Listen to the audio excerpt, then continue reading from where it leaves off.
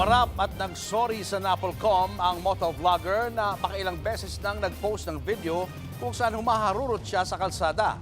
Bukod kasi sa pagiging kaskasero, sadya rin daw nitong iniiwasan ang mga pulis na sumisita sa kanya. Narito ang Frontline Report. Sa video na ito, mapapansin ang mabilis na pagpapatakbo ng isang rider sa Marilaki Highway sa Tanay Rizal. Pagdating sa pakurbadang bahagi ng kalsada, bumalaga sa rider ang nakaabang na pulis. Makikita ring pinapara na siya, pero imbis na huminto, umiwas ang rider at tinuloy ang pagharurot. Mismong ang Commissioner ng National Police Commission na si Ralph Kalinisan ang nag-post niyan. Binura na raw ng rider na kinilalang isang motovlogger ang video. Pero hindi rin nakaligtas kay Kalinisan ang isa pang video ng rider na kuha umano noong July 2025. Dito mahahalata rin ang pagiging kaskasero niya sa kalsada. Pagdating sa stoplight, doon na sumulpot ang isang highway patrol group enforcer. Kaya kahit naka-red light, napaliko ang rider at tumigil sa convenience store para umano magkunwaring kakain.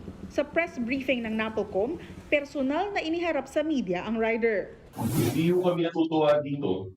Kanya pong tinakasan ang HPG at ito po ay paglabag sa batas. Ito po ay resistance and disobedience to an agent of a person in authority o paglabag sa Article 151 of the Revised Penal Code. Sa ipinadalang show cause order ng Land Transportation Office laban sa rider, posible raw itong managot sa kasong reckless driving at improper person to operate a motor vehicle. Malinaw din daw na mapanganib ang ginawa ng rider, lalo na't posible itong magdulot ng peligro hindi lang sa mga motorista kundi pati na rin sa mga pedestrian. Agad na isinailalim sa alarm status ang motorsiklo nito habang sinuspinde ng 90 days ang kanyang lisensya. Lubos namang humingi ng paumanhin ang motovlogger. Ang masasabi ko lang po talaga sa lahat is sorry po. And sorry po sa mga naapakan kong tao.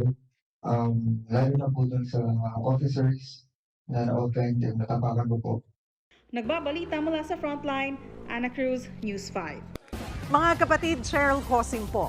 Maging maalam at may pakialam sa mga napapanahong issue at headlines. Mag-follow at mag-subscribe na sa social media pages ng News 5.